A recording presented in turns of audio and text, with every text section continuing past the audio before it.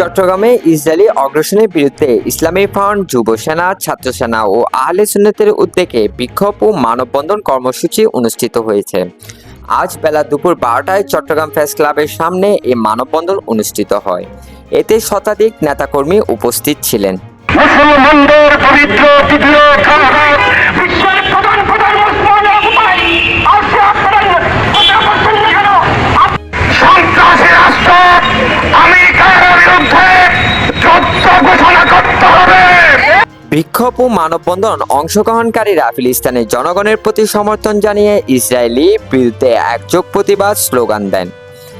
মানববন্ধনে বক্তারা ইসরায়েলের সেনাবাহিনীর দমন পীড়ন ও বোমাবর্ষণের নিন্দা জানান এবং আন্তর্জাতিক সম্প্রদায়ের কাছে ফিলিস্তিনের উপর নির্যাতন বন্ধের দাবি জানান। হত্যা করা হচ্ছে এই আমেরিকার মদদে, এরা কোনোদিনও মানবতার।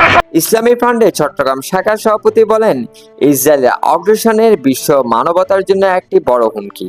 ফিলিস্তিনিদের পাশে দাঁড়ানো আমাদের ধর্মীয় ও মানবিক দায়িত্ব। তিনি আরও বলেন, আমরা সরকারের প্রতি আহ্বান জানাচ্ছি যেন তারা আন্তর্জাতিক মঞ্চে এই ইস্যু তুলে ধরে, ইসরায়েলের বিরুদ্ধে পদক্ষেপ গ্রহণ করে।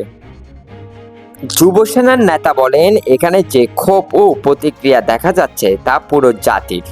আমরা ফিলিস্তিনি জনগণের শান্তি ও স্বাধীনতার কামনা করি এবং ইসরায়েলের দখলদারি বন্ধ করার আহ্বান জানাচ্ছি। মানববন্ধন শেষে উপস্থিত নেতারা একে অপরের সমর্থন জানিয়ে সংহতি প্রকাশ করেন এবং বিশ্ব সম্প্রদায়ের প্রতি ফিলিস্তিনি মানুষের অধিকার আদায়ের জন্য চাপ সৃষ্টির আহ্বান জানান। এদিকে ছাত্র সেনা ও আহলে সুন্নতের নেতারা বলেন, ফিলিস্তিনিদের স্বাধীনতা আন্দোলনে আমাদের সংগঠনের সবসময় একযোগ কাজ করবে এবং সকল পর্যায়ে আন্দোলনে চালিয়ে যাবে। মানববন্ধনটি শান্তিপূর্ণভাবে শেষ হয় এবং সমাবেশ শেষে বিক্ষোভকারীরা ইসরায়েলি অগ্রাসনের প্রতিবাদে আরও আন্দোলনের প্রস্তুতি গ্রহণের প্রতিশ্রুতি দেন।